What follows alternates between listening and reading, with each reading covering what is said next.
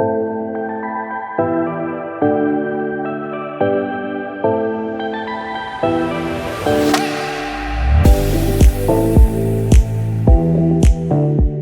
I'm Michael McNutt, Director of Events and Education at WEDI, and welcome to a special virtual spotlight on how healthcare is leveraging artificial intelligence to improve the patient experience. For nearly 30 years, WEDI has been an instrumental force in igniting public-private partnerships to empower meaningful changes in the American healthcare system. Recognized and trusted as a formal advisor to the Secretary of Health and Human Services, WEDI is the leading authority on the use of health IT to efficiently improve health information exchange, enhance care quality, and reduce costs.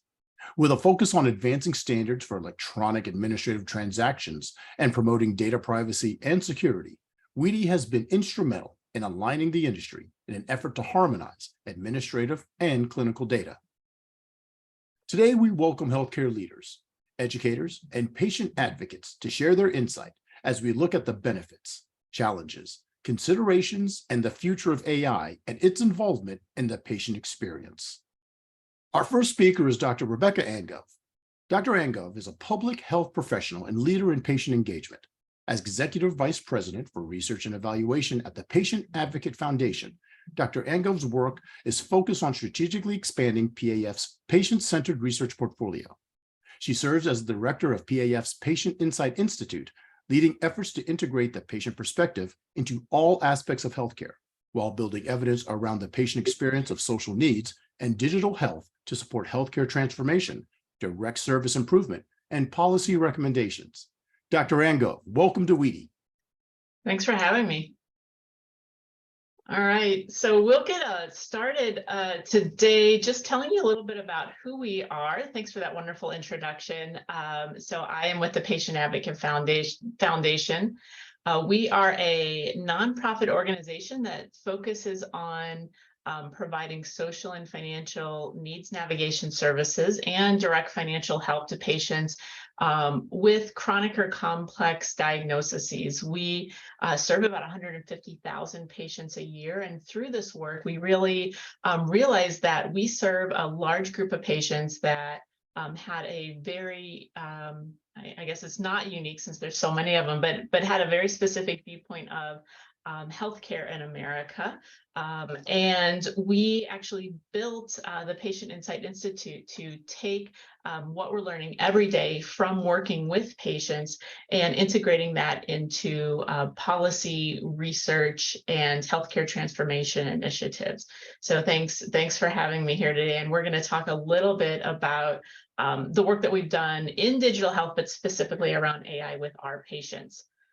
So the patients that we serve, as I mentioned, they are not a generalizable group across the United States, but that's okay because the patients that we serve are actually patients that have historically been underrepresented in a lot of spaces and have had their voice not included in a lot of initiatives around healthcare transformation. And so the demographics you can see here, we have a good mix of rural patients, urban and suburban. Most of our patients are insured. A large percentage are employed, but we also have about a third that are disabled. We have a generally low income population, and most of them live in a 1 or 2 household space. So we did a survey really focusing on patient perspectives of AI in healthcare because we wanted to understand not only what patients thought about healthcare, what they knew about healthcare, but how they really felt about how it was being implemented in their experiences and the care that they were receiving. And so if you go to the next slide, you can see that through this work, we surveyed a couple thousand patients. So this was a fairly robust survey.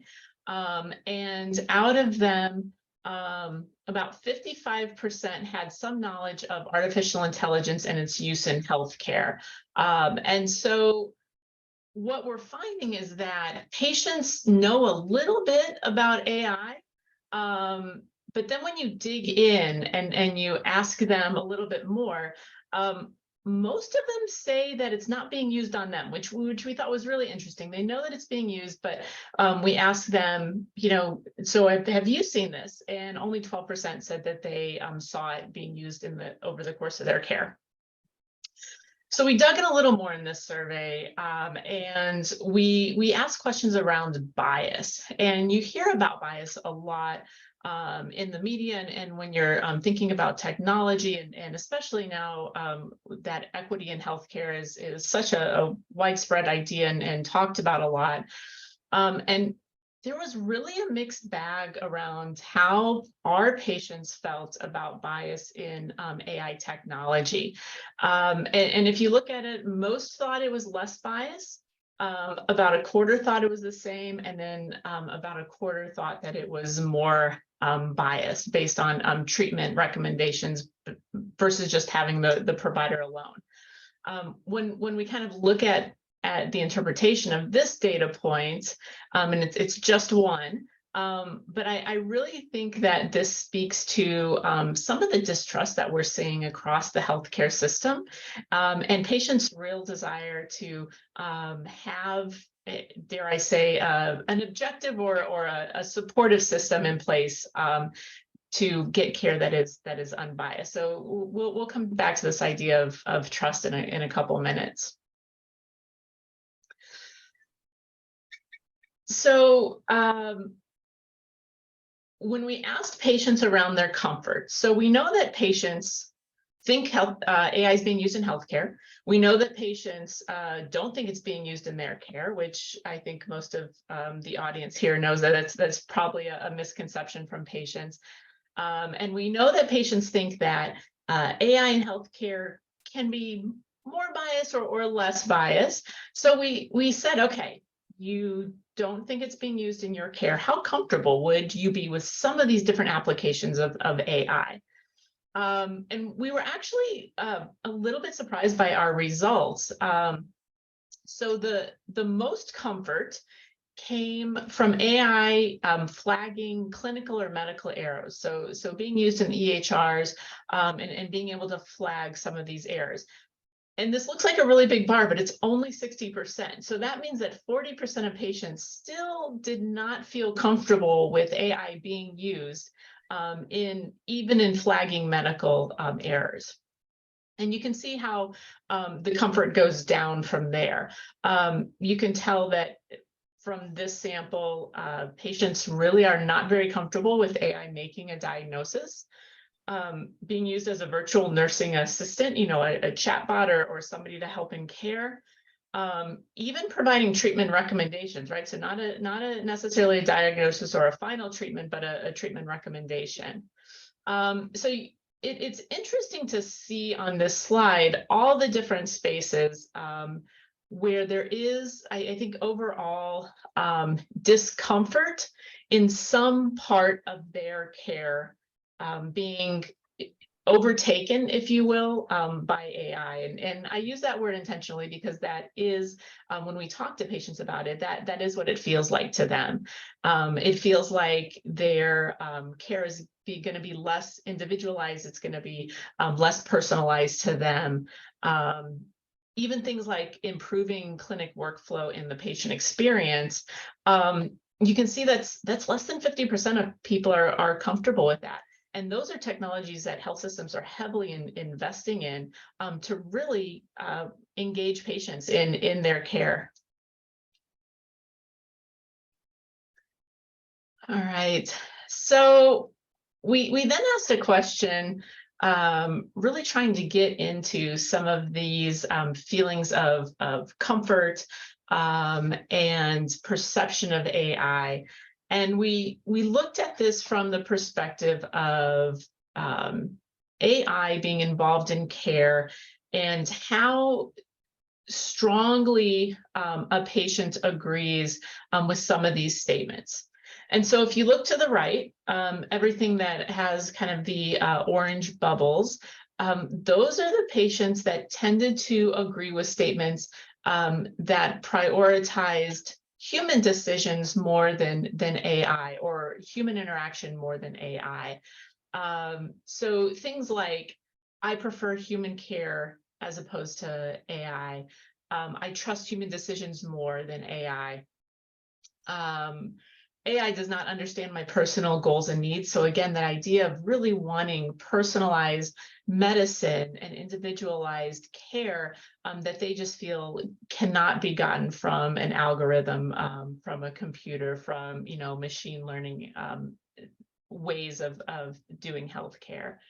And again, the same thing around not taking my unique condition into consideration. So this idea that I'm a unique person, and somehow a computer, a machine, cannot see, feel, or understand my needs as a human. On the other side of the spectrum, we did have a lot of agreement or some agreement with comments that were using AI as a valuable tool for treatment recommendation. So those things in the green are really looking at positive phrases around AI that patients agreed or strongly agreed with. And a lot of these, you'll notice, are things that are okay if they're supporting something a human's doing, right? So AI being a valuable tool for treatment recommendations, not making those decisions, a tool for making a diagnosis, and being okay if it supports a human decision. So as a tool that a human is using, when it's framed in that way, patients do still have some reservations about it, but there is some, more agreement with using it in that way. There's a lot of concern that AI is going to increase the cost of care. We know that technology is expensive. Patients are already increasingly bearing the burden of cost, whether that is insurance premiums, co-pays, co-insurances, being uninsured and bearing the entire cost of care. And so there is this concern that as these investments are made, that cost is going to be passed on to them, or there's going to be an increase of out-of-pocket costs that they're going to see as a result of some of these technologies. Well, fantastic. Thank you, Dr. Angove, for a valuable look at the patient perspective. Now we're going to have a couple of minutes where, we're just going to kind of talk about everything that you just showed on these fantastic slides and kind of expound a little on them. Through a patient's eyes, once again, they obviously understand to a certain extent that AI is playing a role in their healthcare. With the work that you guys are doing, what have you seen, or what do you project being some patient-centric benefits that AI bring to the table that can hopefully one day change these numbers?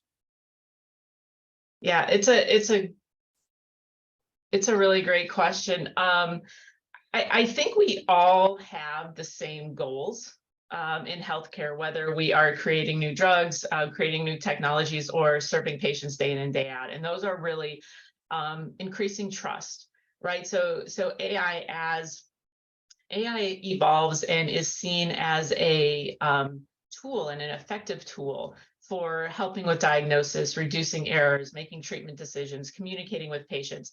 I think it has a really important role to play and will have a role to play in improving trust between not only individual patients and their providers, but also patient trust in the system and the system's ability to care for them.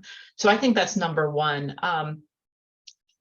Secondly, I think improving outcomes, right? That's why we are all in this business. That is what healthcare is focused on doing, is trying to improve outcomes for all patients. And not only clinical outcomes, but all outcomes that matter to patients, right? And sometimes those are non-medical factors. Sometimes those are things related to quality of life, and sometimes that is around morbidity and mortality. But I believe that as patients become more informed about how AI is being used, as AI and all of the technologies related to it are more sophisticated in how they are making progress and informing outcomes, I am hopeful that we move forward and see improved outcomes for patients.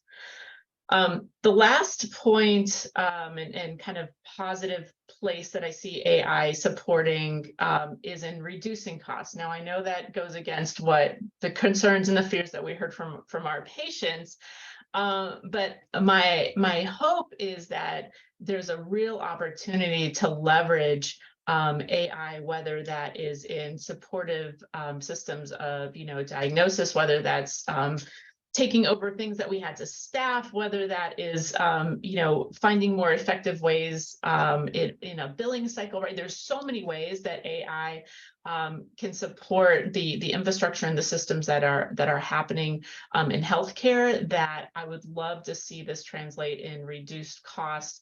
And specifically reduce costs for patients, right? That is something that, especially our patient population, is very, very sensitive to. And I think in this economic climate that we are all in, we're all very sensitive to. So that's another place that I think I hope that we're moving towards that in our AI journey. I hope so too. Now, before we talk about challenges, the reduced costs and the increased trust, like you said, that kind of ran opposite of what your findings were. And you mentioned education and communication. Of course, the Patient Advocate Foundation will be doing that, but what do you kind of see from the payers and providers? What would you like if you could have them in a room and ask them, like, what would you ask them in terms of education and communication and helping the patient understand this is your experience, AI is involved, and yes, it will hopefully increase your trust and hopefully reduce cost, kind of convincing them opposite of what they were saying with those studies. Yeah, the results of the survey, and I know I threw a lot of numbers on very few slides, those surveys are really showing the current perceptions of patients, right? All of this is new. Patients are being bombarded every day about stories, AI gone amok. And I think what patients really, really need to understand is how it's being used in their care, why it's being used in their care, and that there is some guardrails and some monitoring of the effectiveness, making sure that it is, we're getting the outcomes that we want to from it. It is safe, right? These are the things that patients need to know. And I would encourage payers, developers, health systems to really continue to work to educate patients on where it's being used, and it doesn't have to be, a 4-page report on, the nuts and bolts of AI. It can be something as small as a little icon that says, hey, did you know AI helped inform, read this radiology report alongside your doctor, right? Just to get patients understanding and comfortable with how it's being integrated into their care in ways that they probably don't already or know that it already is. I think also we are all, and I will put myself in this bucket, we don't like new things, especially in healthcare. You go in and you are sick and you are tired and you don't feel good and you want your doctor to take care of you. And if you're not used to somebody texting you and you get a text, that is technology disrupting your patient experience, right? So what I think we need to do is very slowly acclimate patients into this, and I'm going to say new way of doing healthcare, even though it's has been used and is increasingly being used across the board. Definitely. Let's talk about challenges. We mentioned them earlier through the survey, and here's a list of them here.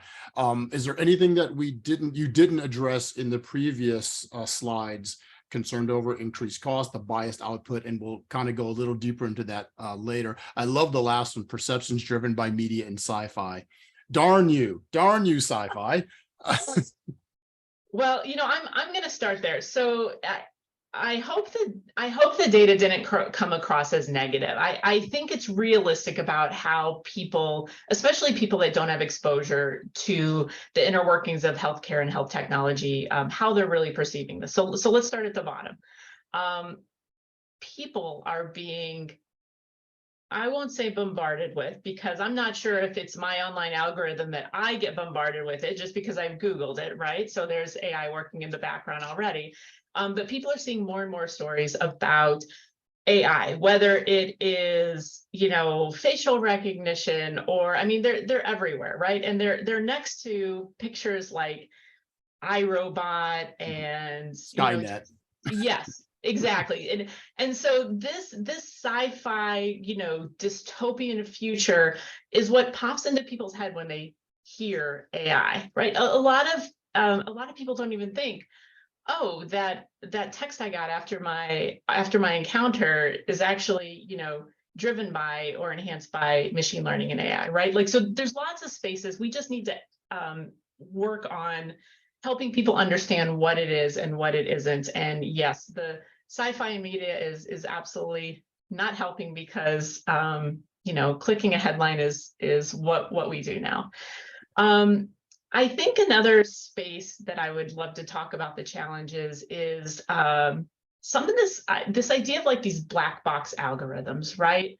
It's really hard, and especially when you're trying to explain to patients how this suggested diagnosis or suggested treatment was developed, when most of the people trying to discuss care plans, shared decision making, they don't know what goes into those algorithms to spit out, this supportive decision or this recommendation.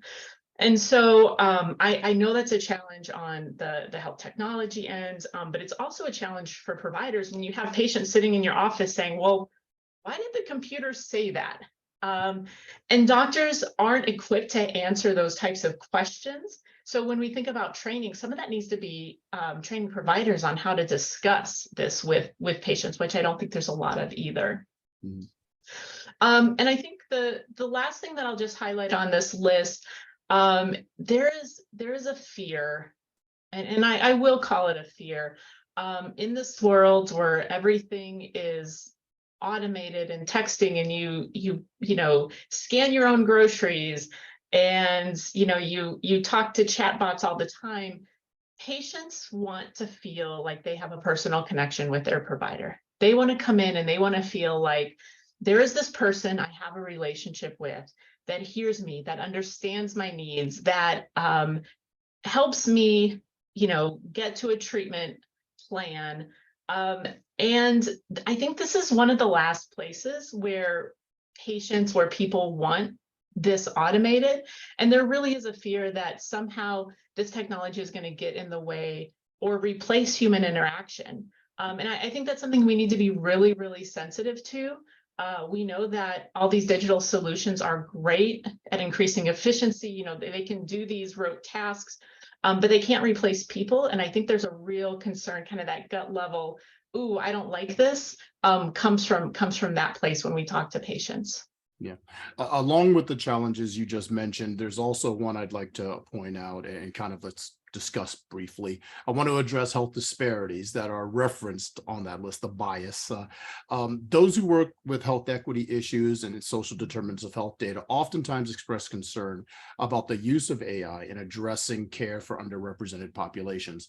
What are your thoughts on what's been called responsible AI as it pertains to addressing inequities in patient population? Yeah, what a great question. I could do a whole talk on just that, right? So I think there's a few things to think about. So the first is I'm a data person, I'm a trained scientist, so we know junk data in, junk data out. We also know there are numerous studies showing that the experiences of minority patients, however you want to define, there's a lot of different ways to define minority, but in any way that you define it, the experience of minority patients is not captured the same way that it is for those in the majority. So for example, pain scores among African Americans are captured differently. We have studies that show that different treatments are recommended based on demographics. And so if you take all of this bias, right, human bias that is inherent in our data sets, and you put it into these algorithms, the fear and the concern is that you're essentially teaching computers how to exacerbate or, perpetuate these this bias, this discriminatory thinking. Computers are not objective because they were built by people, and people are not objective. So that in of itself, I think, is something we have to take very, very seriously. And there are anecdotal examples, even just in the last few months, of AI being taught to think, unfortunately, like a human. The other thing that happens with any new technology is the more affluent areas in health systems get the technology, and then those areas that are more under-resourced, or health systems that are more under-resourced, don't get these technologies. And so there is a real potential to, again, exacerbate and expand inequities in healthcare just because of access to some of these technologies. So if you think about, let's just say, for example, a technology that can improve outcomes of patients, great goal. If that technology is only offered or given to systems and patients that live in highly affluent areas, large health systems, they already have better outcomes than some other smaller community systems. And so again, you are just kind of widening that divide and increasing inequities in health outcomes. So those are a few things we need to think about. One of the recommendations to help with the former, maybe not the latter, is to start involving patients in some of the development of these technologies, to really get patient perspectives and understand what this means from the real world, and kind of integrate that patient-centered design or patient-centered research process into some of this technology development. Yeah. Patient-centered data should involve the patient. You'd think. Fantastic. As we conclude the session, any final thoughts for our healthcare professionals out there, our payers and providers or vendors, when they're developing these AI applications? There's so much. So I think one of the places that we can start is helping health systems and providers better communicate with their patients on how the technology was developed, how it's being used, and potentially how it's coming to some of these decisions. We can't educate patients if the doctors using the technology don't even understand it. So I think that's the first. I think there also needs to be ongoing monitoring and research done on the effectiveness of some of these interventions. We can't just assume because we think it's going to work, it seems to work, put it out there in the world, right? We need to keep monitoring. If it's effective, we need to, look at some, do some comparative effectiveness research, look at if it is perpetuating inequities and disparities, all of these things that we're talking about. Once it is implemented in the real world, there needs to be monitoring and ongoing evaluation, and making those results public so patients know and can understand that somebody's watching and that this really is improving health and health outcomes.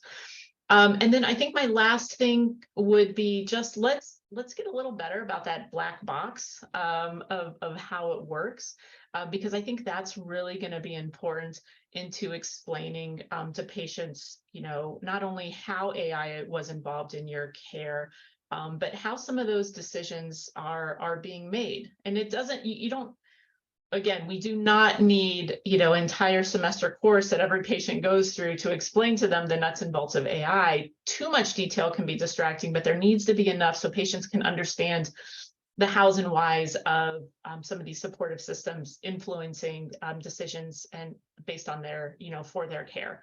I think as a responsible, when you talk about responsible AI, I think that's one of the responsibilities is to be able to explain to patients, if there is going to be a computer somewhere influencing their care, kind of the how and why of how it's getting to those decisions, and why doctors should be listening to this technology. And I think providers would probably appreciate the same. Excellent. Dr. Rebekah Angove with the Patient Advocate Foundation, thank you so much for being a part of our spotlight. And we look forward to having you and the PAF join us at future WEDI educational events to represent that all-important patient voice. Greatly appreciate it. Thanks so much for having me. Next, it's my pleasure to introduce Geeta Wilson, Chief Technology Officer with Elevance Health. Geeta leads the Associate Experience Team within the Global CIO, responsible for product strategy and delivery, engineering, and business operations. Geeta brings over 2 decades of experience in customer experience with an emphasis on service operations, innovation, and strategic business growth across a broad range of products and offerings. She served as Vice President at Humana and led Humana's CE Omnichannel Consumer Care Transformation Strategy. Prior to Humana, she led the Global Customer Experience Strategy at NCR Corporation. Throughout her career, she has worked for leading brands, seizing upon opportunities to achieve diversified growth in the customer experience based on human-centered design. Welcome, Geeta. We're excited to hear about all the customer-centered AI work that's happening at our friends at Elevance. Hi, good to have you. Good to be here, Michael. Appreciate the opportunity. So walk us through what is Elevance doing in terms of leveraging AI for patients? What gaps are they addressing? Please, the floor is yours. Sure, and there's a number of things that I think Elevance Health is doing. I am by no means going to cover everything that Elevance Health does, but I will talk about what we're doing respectively in the work that my teams handle and manage day to day. And at large, I think there are broader things that we're going to touch on as we go forward. But, when you think about who we are, and we've got a bold purpose to improve the health of humanity, and we're transforming from a traditional health plan, a health benefits organization, to a lifetime trusted health partner. And then we have, like you mentioned about the associate experience, and that includes like service agents, clinicians, nurses, and also our providers reaching out to our service agents and interacting with our clinicians. There's a number of different tasks, about think about the 100,000 plus associates that we have, and how many of those in our members serve our members, whether it's from a service perspective or whether it's from a clinician perspective. And I get the ability to help accelerate the understanding that our patient experience can bring to our patients, and also to accelerate getting a task done really quickly, right? And so lots of times people call and we want to help that to be deflected to do more self-service. And for me, it's about addressing a full range of needs around the integrated whole health experience, powered by industry-leading capabilities that we look at, and then say, how does that make up our digital platform for health? So there's 4 things that I think that are surrounding us in terms of like how we think about how we position the experience. One, we've got to think about whole health and the activation of health. So how do I use AI to particularly around patient care? There's a lot of homework, transactional work, so to speak, right? Whether it's like your benefits lookup and researching what your benefits are, or trying to find care, or trying to understand what your spend is, and understanding what's covered, what's not covered, what claims are off, have been approved or denied. So there's a lot of things that are transactional potentially from a patient experience or a consumer experience that they're trying to navigate. And I think making that really easy to understand, get the information quickly, whether you want to get your medications or whether you want to find out more information related to your health plan, particularly if you've discovered something related to your health or experienced a health event related to your family. How do I make it possible that the levers between the experience of finding out information for yourself and actually the information on self-service and the levers of AI and the generative tasks that I could bring to bear with agents or clinicians are felt, right, in the experience. And so sometimes I think if we look at those 4 things around whole health, exceptional experience, and care provider enablement and digital platform, like how do I make sure that we're driving effectively an experience that necessitates the ability to use AI? So as an example or 2, if that's okay with you. Please. Yes. We have a number of prior authorizations, right? And there's a lot that a clinician will have to do to understand if they approve a prior auth or not. And so instead of having that prior auth information and then weeding through that information. How do I make it easy so both the member and the clinician who are serving the member is able to accelerate a decision? And AI is used, we call IntelliAuth, or the ability to have translate and take lots of information, condense it down to drive a decision that could easily be shared with a member. So that's an example of things where it was a lot of work to do.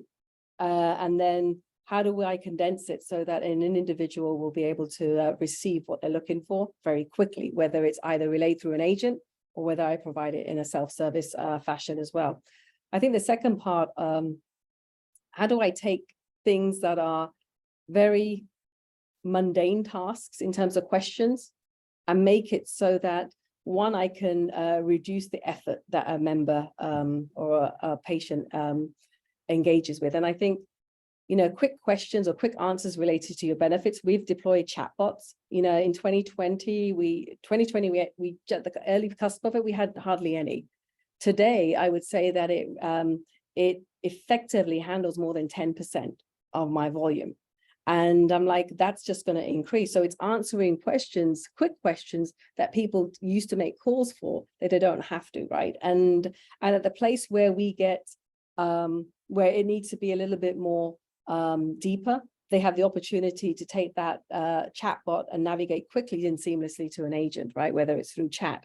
So I think there are like mundane things that or appear mundane for an individual that they think, I should just have this information at my fingertips. Why do I have to call? Why do I have to have lots and lots of interactions, especially if they don't have time, and time is important.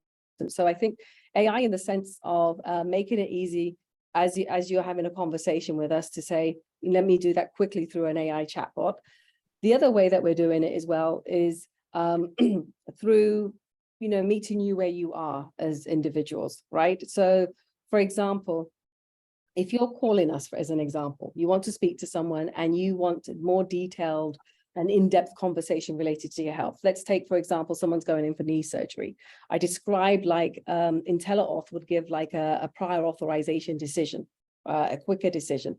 But then you really want that authorization to be served as a trigger for care, right? And instead of being like, okay, leaving it at, did we approve your prior auth? Instead, how do we turn that conversation around to ensure that we're helping individuals feel like we're engaging and helping them with their health? And so very quickly, we're having clinicians who ordinarily would be finding out information and hunting down, say like for knee surgery. Instead, I could bring to bear using AI information related to knee surgery in their area, refer them to doctors, right? And have it so that instead of it being automated just right now, because we're dealing with a lot of like, I think, opportunity to engage with a member, I put that in the hands of a clinician very quickly so that then they are positioned to speak to them in a way that's more effective without them spending time hunting for that information. Mm-hmm. So that's an example of like where we take AI-based models and present information quicker. Take, for example, a call summary. A conversation has happened. Instead of them transcribing that and typing that out, how do they just spend time engaged in the conversation? So we use voice-activated technology to then say, how do I auto-populate the call summary, the conversation, and fill out the details of that individual's record without having the agent or the clinician having to. And those are examples of what we're calling voice-activated workflow using AI that enables after-call work to happen quickly, that enables like even pre-call work to happen, right? Which is, how do you get information quickly related to certain conditions that you're about to talk to, but you want to find it and not hunt for it. So let me help you based upon who I know of Jane, for example. I will then have AI share information on Jane that's based upon what we know about her, then we'll condense it down in a summary format to the agent or the clinician. No, that's fantastic. So we're looking at efficiency, we're looking at removing of burden, we're looking at enhanced communication, thus enhanced care quality. What have you heard from your members in terms of this innovation and all this technology? What has been the ROI from their perspective? Have they been able to communicate to Elevance that these tools are working and achieving those gaps that you just mentioned? Yes, so some of it, we're in different forms of maturity. So I highlighted a number of different things that are in different places. So some of it is not necessarily that they even know that we're doing it. Like, that's the beauty of using AI in the background, right? It's making sure. So if I look at my satisfaction scores, right, or issue resolution scores, they go up. And that's what I look at, is to say, did we answer the question? Did we get the information? And then did we preempt it? So I didn't talk to you about what we're doing in a predictive capability, right? So what I'm also doing is, we've seen our scores go up related to issue resolution, but from a predictive capability, we're also saying, how can I answer the question before it's asked? And so if we know that someone is about to, based on a claim being triggered, we're about to go in and ask for information either related to their benefits coverage or related to their spend, we actually have algorithms and AI we use in the background to look at what sort of questions that might be asked, and then reach out to individuals, members with that. And that we've received a huge success rate. And we've found that members are very receptive for us helping them first. And they're almost like surprised that we asked them that, and they got to that information without them coming to us and reaching out via phone or a chat, as an example. That's fantastic. That's fantastic. That predictive kind of care that really helps the experience and really makes it, even though the one-on-one face-to-face interaction is being supplemented by machines, it's still giving you that personal, wow, how did you know type feel. You talked about the various applications at Elevance are at different maturity levels. So one day they will all be fully matured. So we used to ask oftentimes our speakers, what do you see 5 years down the line? But with the kind of quantum speed of AI, it's more like, what do you see in 6 months? But let's just use a general term, the future. So from a patient's perspective, there's a particular idea, I'm sure a patient has, of their patient nirvana. When it comes to AI and AI's leveraging into the patient experience and the patient engagement, what does Elevance see in the future for a patient in terms of their interaction with AI, where it's become a perfect scenario, perfect situation for the patient? So where does AI play in that perfect experience for the patient? I think it makes all of the effort, that whether it's an individual, a consumer member, or it's an individual that's working on behalf of a consumer member and has to go through manual processes, it ensures that we've automated and we've put at the ready information, and that we've proactively and predictively sent that information or provided that at their fingertips, and they don't even know it. Like, the futures is about, if I share with you, like, we want to really be trusted health partners for life, then it means that I have to help individuals engage with their health really quickly. The future is about taking all the administrative tasks and making sure that those are, while important, are taken care of and available without a consumer or member having to, and that it leaves time for both the member and the provider to focus on that member's health. And I think if I leave room, the futures is about, we're going to see a lot more time being spent towards the health trajectory and an individual taking care of themselves, right? And finding it easy to do so. So as you're going throughout your everyday business, for example, and if you, for instance, have diabetes, when you're going to Kroger, you're making it easy for an individual to get engaged in their health while they're shopping. And while they're shopping, they're not getting, do you know it's important to eat spinach, right? They're getting like, hey, maybe it's a cheat day for you today.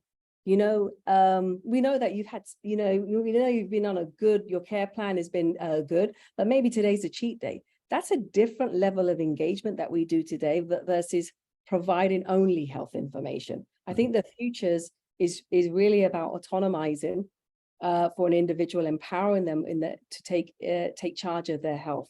And we as a healthcare company really take pride in being able to deliver that. The models of large language models is going to be used in the futures. And I mean futures, I mean like 6 months from now, a year from now. Like these are things that are ever present that are going to accelerate us being able to turn the corner with regard to an individual's health. Excellent. Elevance, empowering the experience. I'm a fan of alliteration, so I love it. It's fantastic. Geeta Wilson with Elevance. It was such a pleasure having you join us today. And we're always grateful for Elevance's continued membership and support of Weedy. Thank you once again for being part of the spotlight. You bet. Thanks so much. Our next session will not only offer a primer on a new AI system that could change a lot of what we're experiencing in healthcare, but we'll also briefly look at how the industry is working together to identify emerging technologies and its role in improving the healthcare experience for patients. I would like to welcome Maria Moen, Senior VP, Innovation and External Affairs with ADVault. She also serves as the co-chair for HL7's Patient Empowerment Working Group. Joining her is Dr. Farrokh Alemi, Tenured Professor of Health Administration with George Mason University's College of Public Health in Fairfax, Virginia. Maria, I would like to start with you and a little bit about the working group. Tell us a little bit about its mission and some of the work being done there related to emerging tech, possibly AI, and the patient experience. You bet. I'd be glad to. Thank you so much, Michael. I'm so proud to be here with all of you and share some information. We are very proud of the work that we're doing within HL7, and I'm sure this audience knows who HL7 is, but allow me to just not assume that. HL7 is a global standard setting organization. It is focused on data exchange and accessibility from system to system throughout the healthcare ecosystem. And as I stated, it's a global organization. So our role, patient empowerment. There is a patient empowerment work group that was created just a few short years ago. And the mission of the patient empowerment work group is to identify and define requirements for standards for these data exchange and accessibility standards that enable individuals and caregivers to identify their personal needs, their requirements, and their preferences for health information, data exchange, and accessibility. And our mission within patient empowerment is to represent, accommodate, and empower individuals and patients in that standards work to guide the design of a more inclusive healthcare system that serves the people it's intended to serve, with the HL7 standards as the mechanism for doing so. So we were just born a few short years ago, and I am proud to be one of the co-chairs. Some of the things that we are working on, and the majority of our efforts are based in FHIR. So that's fast healthcare interoperability resources. And again, I never want to out tech people. So imagine if you pick up your mobile phone and you punch your Facebook button, and all of a sudden Facebook is served up right there on your phone. You didn't need to log on. It's just right there where you can get it. This is the nature of FHIR. And this is how healthcare information is moving between systems. So those projects that we sponsor are patient requests for corrections. It is well known that many medical records hold a wealth of documentation errors, and that's okay. These are people navigating these systems. Errors, misspelling someone's name, transposing a couple digits. It is perfectly normal and understandable. But now that we have data transparency with our patients, the project to formulate a communication protocol that is the same communication protocol regardless of which system you're talking to, it is really emerging in healthcare, and we have had a lot of traction on this project. Not only does it facilitate communication, but the tracking and the audit trail so that you really have a good quality dialogue, or can pick up the phone if things don't quite go the way you think they need to. Another project that is sponsored by Patient Empowerment is Advanced Directive Interoperability with FHIR. This is the project that I lead personally. And the goal of this project is to liberate these advanced healthcare decisions from the statutory advanced directive forms or the personal advanced care plans like My Directives, 5 Wishes, Prepare for Your Care, and includes portable medical orders such as DNRs, DNARs, POLST, MOLST, all of those different acronyms. So our goal is to create the FHIR standards to move this critical information from system to system so that that data is where it's needed, when seconds count and minutes matter. Another initiative is the patient-contributed white paper, patient-contributed data white paper. And that's different from what the Office of the National Coordinator calls PGHD, which is patient-generated health data. Patient-contributed data, and we're creating a white paper to really inform and incite some movement in a lot of the HL standards work, and really in a lot of other areas. Patient-contributed data allows you and we might be called citizen scientists, to sort of track our disease state by ourselves. There's a lot of people that will track asthma, endometriosis, other illnesses that you may be plagued with, excuse me, but I wouldn't put them in the same category as, these chronic illnesses. But I'm a citizen scientist, and I have a feeling that I know something more about my disease state than I'm able to represent to my physician. So I'm going to do a spreadsheet, or I'm going to plot some things, or I'm just going to do some research. That is a single example of patient-contributed data and why we feel it is so vitally important to describe it, frame it, and the opportunities we have to use it to partner with our healthcare providers. The fourth project that Patient Empowerment is sponsoring as a primary sponsor is something called the Standard Personal Health Record. So we can all access our health information now, right? Right? Because we should be able to. And for those of us who see multiple providers, so you access your health information and you can download it. Well, you need to figure out where you're going to download it to. And if I see two providers, well, then I've got two copies. This implementation guide describes a best practice standard for a normalized personal health record that may be fed from multiple sources and yet come in a consistent manner so that that data can be read, understood, and leveraged.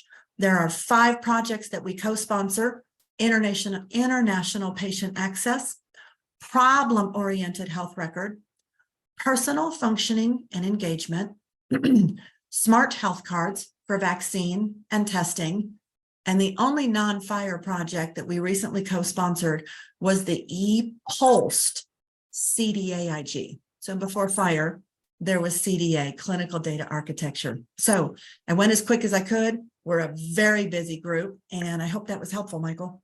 No, very helpful and very busy. Thank you so much, Maria. And I can see from those 4 to 5 different projects that you're working on, the element of artificial intelligence will probably creep its way in, looking at how errors can be corrected and how data can efficiently move from point A to point B. Yes, sir. That's correct. AI has this Star Trek Twilight Zone tone to it, but I think the good doctor is going to explain to us how very normal and how very non-threatening, and honestly, what a huge innovation this is within healthcare. So let me not steal your thunder. Correct. And then thank you once again. And I look forward to working with the working group in the future, as WEDI is, of course, proud of our relationships with the several elements within HL7. Now, I would like to add Dr. Alemi to the conversation for a quick primer on generative AI, a new type of AI system that many of us are familiar with through one of the more popular algorithms, ChatGPT. Dr. Alemi, welcome. Disclosure, I am a George Mason University alum. So go green, go gold, fight, fight, fight. What exactly is generative AI, and what are some examples that you yourself are developing at George Mason University? So generative AI has 2 components. One is that it can understand natural language as input and can provide as output in natural language a response that's appropriate. In between, it has also an interview capability. It can maintain a conversation on a topic over different input and output that it has. So it feels very much like a real conversation. And I must say, I I have had arguments with it, and ChatGPT has won, has convinced me about research ideas or topics where I have been thinking about for decades, and he has given me, or she has given me, or it has given me better approaches to those things. So it's surprising how insightful it is. Now, occasionally these conversations go awry, and it's called a hallucination, and AI is notorious for those hallucinations. So it's very important to train ChatGPT and Bard and other large language models to behave in a restrictive fashion, because they learn their conversation from what is on the web. And if we want to make sure that this conversation don't include misinformation, we have to train that ChatGPT and other large language models. Now, Excellent, thank you. if you would like, I can describe a couple of projects we're working on. Is that? Please do. So one of our projects that's available on the web is to provide clinical input to people who are doing COVID tests at home. These are antigen tests, and antigen tests are notorious for being erroneous. And it's necessary to interpret these tests in the context of a clinical presentation of the patient. But clinicians are not available at home, and therefore an AI can assist these interpretations and make a better triage decision or make a better test to treat decision. So this AI that we have developed assesses the patient's symptoms, conducts an interview with the patient, identifies if certain symptoms are occurring that are early in the COVID process, and whether certain symptoms are occurring that are late in the COVID process, and asks different questions based on this stage of the illness, and then asks for the results of the home test, and based on these information provides a probability that the patient has COVID. So that's one application that is available as a prototype right now. The other application that we have worked on is on selection of antidepressants. As you know, only minority of patients benefit from their antidepressants, their first antidepressant. And a lot of patients who are depressed are seeking better antidepressants or different antidepressants. There are about 20 antidepressants in the market. There are any combinations of those antidepressants. So there is a lot of choices. And it's not always clear what works. So we have conducted a study of 3 million people and identified over 10 million antidepressant prescriptions, which one works more effectively and for which type of patient. So we have 16,775 subgroups of patients for which a different antidepressant works. Wow. ChatGPT is used to interview the patient and assign them to one of these 16,755 subgroups and recommend to them an antidepressant that's appropriate for them. Wow, that's a lot. That's incredibly impressive, Dr. Alemi. Thank you so much. Maria, ADVault, you're also working on some generative AI. Walk us through the work that your company is developing. Well, I have to say, Dr. Alemi, that's amazing. And it carries such hope for people who do struggle with depression. And I hope that it's an indicator of what I alluded to, that, yeah, things that are new, that are born in technology can be daunting, but if you look at each one of the use cases, there is so much good that can be done. On the ADVault side, we are We are an organization that provides digital solutions for advanced care planning. And for those of you who don't know the vernacular, anytime that you memorialize your advanced healthcare decisions through a jurisdictional advance directive, a portable medical order, an advanced care plan, a video recording, that is advanced care planning. Advanced care planning is sort of the process of going through the conversation and getting to the memorialization part of it.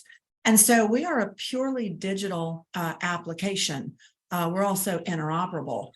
We have a consumer-facing site that is free, absolutely 100% free, and it carries all of the benefits that our entire platform carries.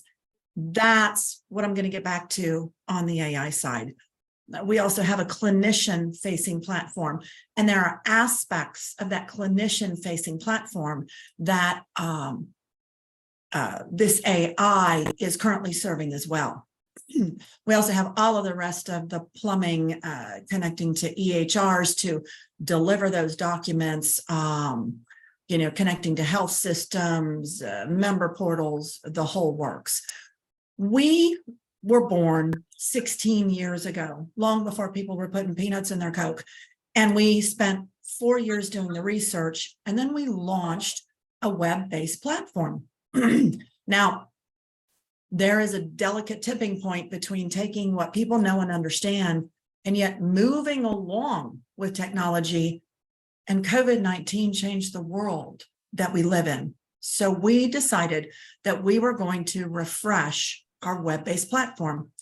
Now, you guys probably know that the questions that you may be asked when you're trying to describe how you may want your future healthcare to go, not only can they be daunting, but they are hugely individual. My culture or my religious or my spiritual preferences or my personal experiences really inform my responses. And what we knew is that where we had started and where the world was going were slightly different. And so we used ChatGPT to work through some of the more thorny issues. How do you describe in simple layman's terms the concept of life-sustaining treatment? How do you ascertain from someone, what do you describe as a good quality of life? And we may be able, the three of us may be able to dialogue about not being dependent on machines, not being dependent in my ADLs, right? We may have all of this vernacular that we throw around, but we don't write systems for us. We write them for our parents, our neighbors, those we run into in our places of worship, right? So we had to find a way to simplify, to make the language consumable and easy to understand for the population. And we were able to tune ChatGPT to the point where we could say, I want to ask this question, and I want to ask it at 4 different grade levels. And then I'm going to take the response and I'm going to find the right combination of those grade levels so that I can take the same information that I'm gathering now, but I can ask it in a simpler, less medicalized way so that I can pull the answers that are the answers from the individual. In addition, we have help prompts, right? We have help prompts that say, well, this is what CPR is. This is what a ventilator is. These are the things that you're making decisions on. If you're dependent on machines, that means this, this, and this, or it could mean this, this, and this. And it just helps people through the thought process. We put some of that through ChatGPT.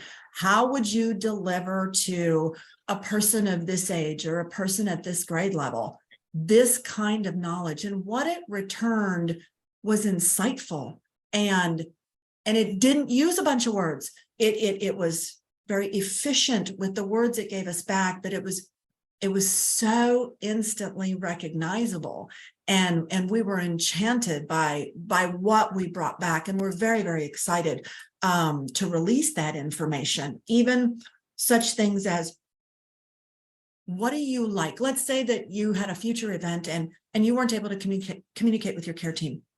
What are the things that you like Do you like certain smells? Do you like photos?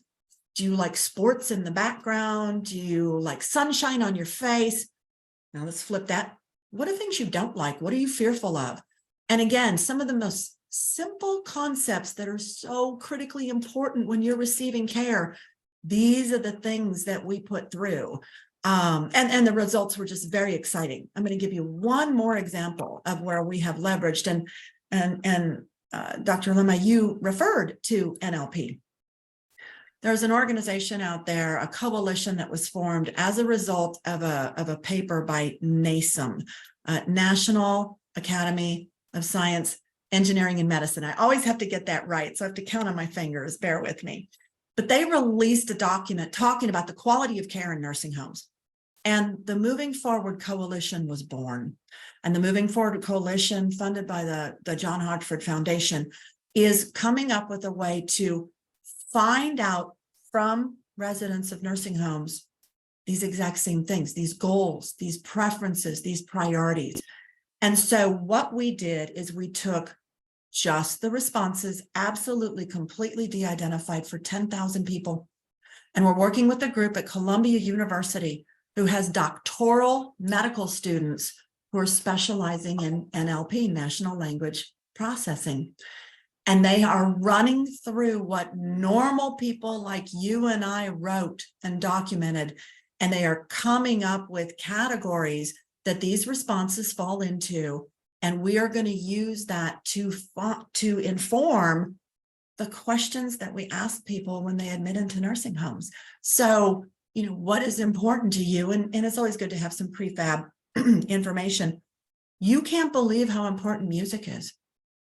And maybe you can, but you can't believe how overwhelmingly we heard from people that music, this genre, or these songs, or this decade, if they were unable to communicate, this would be very healing to them.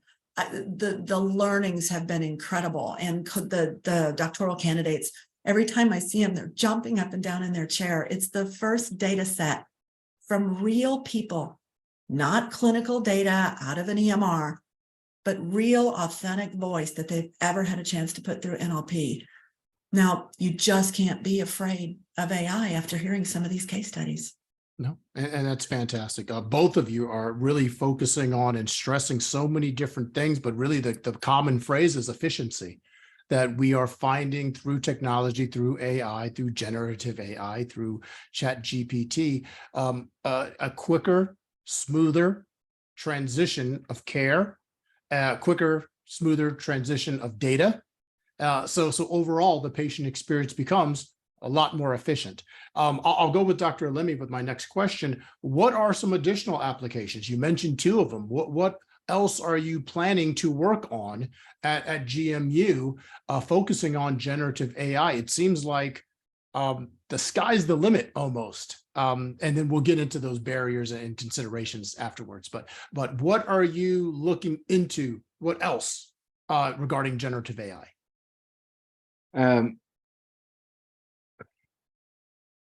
We are working on an application, not yet released, where we interview patients for their medical history, and based on the medical history, we detect if the patient is using substances that affect their healthcare, and inform the patient about the pattern of illnesses they have, whether that pattern is indicative of substance abuse.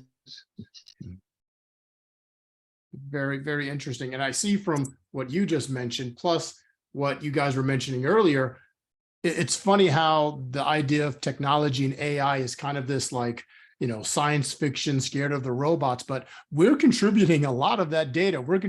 From what I'm hearing from Maria, you're interviewing thousands of people to get their input. Dr. Alemi is working with thousands of people to understand, any substance abuse barriers. So we're helping. It's not just the machines taking over. It's like we're partnering, in a way with AI.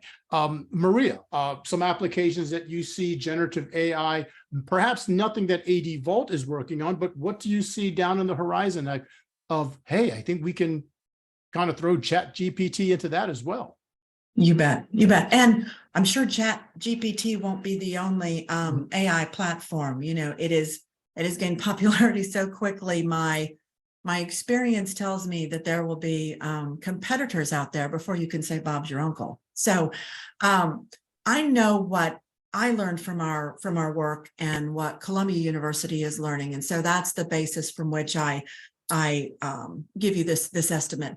I believe that the provision of healthcare is going to be supported by what AI brings to the table, whether that's informing a clinician how to dialogue with a patient based on key factors such as age, gender, ethnic or cultural background, previous medical history, and education level, because not all clinicians know how to effectively dialogue with all of their patients. And I see AI helping to bridge that patient-provider communication gap.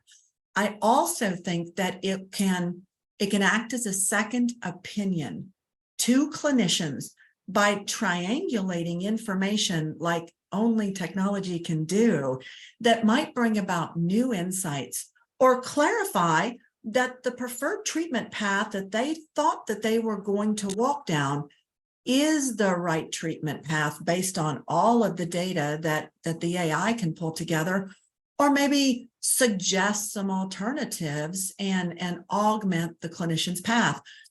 It is never going to take the piece of people and humans and experience and everything that we have brought to the table. From a patient empowerment perspective, I can see people being able to access their own health information and use publicly available AI to understand it. Health information documentation is very medicalized, and there's a certain school of thought that says, well, why let them access it? Because they're probably not going to understand a lot of it anyway. Well, let's leverage AI. Put into an AI, a Chat GPT, for lack of a better term. What does this term mean? I just saw this in my information. Oh, it means that. Well, what is this medication for? I don't think I've ever taken it. Oh, I take the generic substitute. Got it. I see it helping people to understand what's in their health information. I also see us as citizen scientists researching our own disease states. This is what I'm feeling. This is what's happening. The doctor said to take an ibuprofen and let him know if it gets worse. Well, what if I put all these factors in? Can AI help me triangulate some things? Oh, well, it could be causing this. Well, I'm going to start monitoring that, because here's something I never really thought about, but maybe if I monitor a few other things, when I do bring it to my doctor, he'll say, now you're on to something. I just didn't have enough before. So I see, Chat GPT and those tools helping us to be better informed patients and really building that dialogue, that relationship bridge between the patient and their care team or provider, and just creating a point of commonality where that relationship can be born, and better health is really the outcome. Yep. No, I definitely see that. And that with regulations and emerging technology giving more of the power to the patient over the past couple of years, that we do need support and assistance, and it can be in the form of AI, generative AI, to assist us with that additional information in order for us to be a more thoughtful, educated patient/consumer of healthcare. Now, with every benefit, there's the other side of the fence.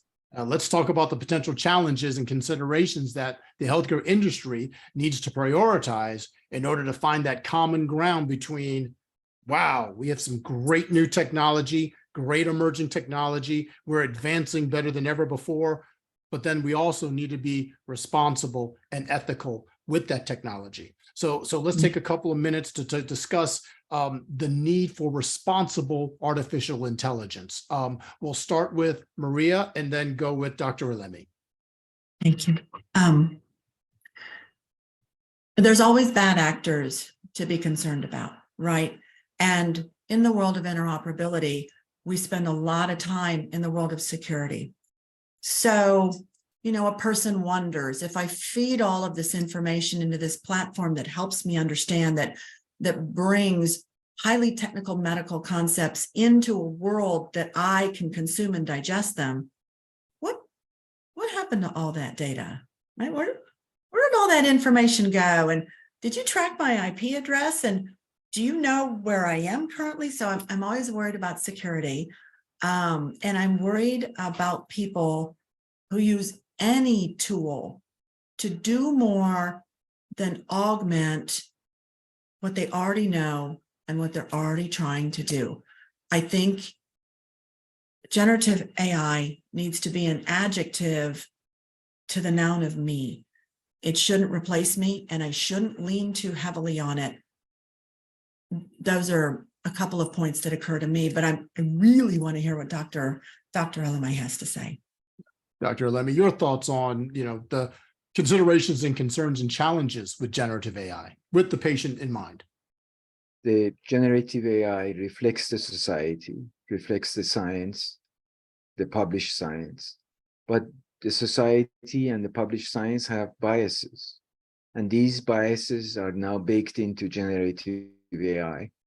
I can give you many examples. For example, in the depression area, the treatment of minorities, especially Black patients, is subpar.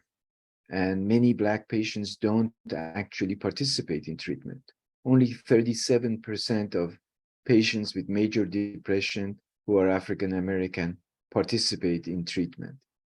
So they are missing in their databases and in the papers that generative AI is summarizing. So the advice that's being given based on those generative AI are not appropriate for certain minorities, and so on. I can go through many examples. The problem is not that AI is problematic. The problem is that our society and our science has been biased for decades. And these biases are now coming apparent in generative AI. Very true. Thank you. No, that's very, very eye-opening. And as we close this panel, it's been a fantastic panel.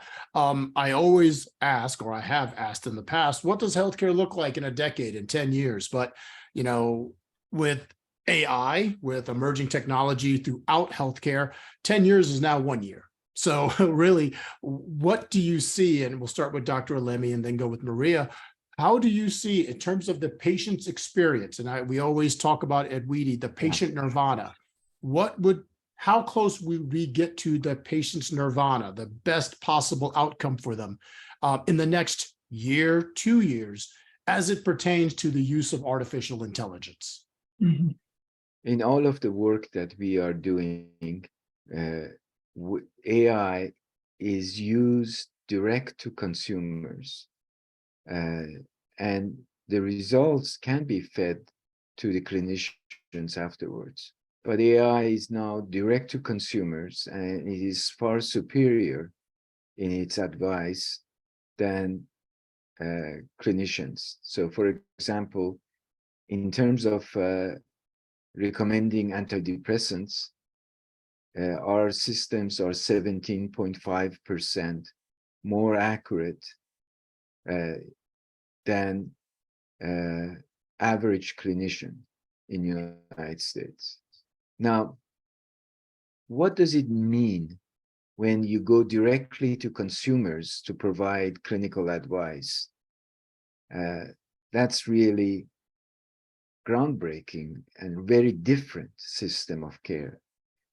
The system that we currently are implementing and distributing relies on the patient being far more informed than the clinician, and relies on the clinician for prescription, but the patient for providing the data. Maria talked about personal health records.